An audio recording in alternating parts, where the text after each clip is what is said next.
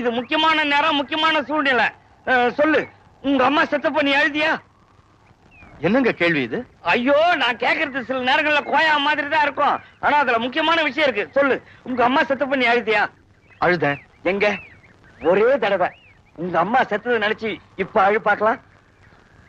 அழ சொன்னம்பா. ஸ்டூபிட் மாதிரி பேசாதீங்க. எங்க அம்மா எப்போ செத்து போயிட்டாங்க, அதை நினைச்சு இப்ப எப்படி அழ முடியும்? கரெக்ட். இப்ப நீ சொன்னியே, இது 100க்கு 100 உண்மை. மறதிங்கிறது ஆண்டவன் நமக்கு கொடுத்த மிகப்பெரிய சொத்து. அப்பப்ப பிரசன்ட்ல என்ன நடக்குதோ அதுதான் நம்ம மனசை உறுத்துமே தவிர எப்பவோ நடந்ததில்லை. இதோ இந்த பொண்ணு 3 மாசத்துக்கு முன்னாடி உன்னை விட்டு பிரிஞ்சா. இப்ப உன்னை பார்த்ததோ, ஆஹா நம்ம காதல வந்துட்டானேன்னு ஓடி வந்து உன்னை கட்டி பிடிச்சிருக்கணும் இல்லையா? அதை விட்டுட்டு ஏன் அழறா? அதோ அங்க நிக்கிறானே அந்த ஆளை இப்ப பிரிய வேண்டியது இருக்க. அந்த வேதனை தான் அவன் மனசை உறுத்துது. அதான் பிரசன்ட்.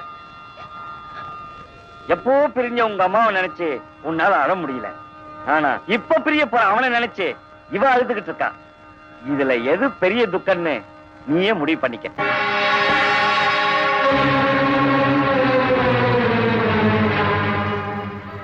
டாக்டர், நான் உங்ககிட்ட ஒரு கேள்வி கேட்கிறேன், அதுக்கு நீங்க பதில் சொல்லுங்க. எங்க அம்மா செத்து போன அழல, நான் இப்போ அழ மாட்டேன். டாக்டர். ஐயோ பிரஸ், அந்த பையன் புறப்படுற மூடுக்கு வந்துட்டான், என்ன விட்டு. நில்லுங்க டாக்டர், நான் கேட்கறதுக்கு பதில் சொல்லுங்க டாக்டர். சீரியஸான நோயாளிங்க யாரையாவது நீங்க காப்பாத்தும் போது, டாக்டர் கடவுள் மாதிரி என் உயிரை காப்பாத்தி கொடுத்துட்டீங்க, உங்களுக்கு எப்படி நன்றி சொல்றதுனே புரியலன்னு உங்ககிட்ட சொல்லும் போது அவங்களுக்கு நீங்க என்ன பதில் சொல்லுவீங்க?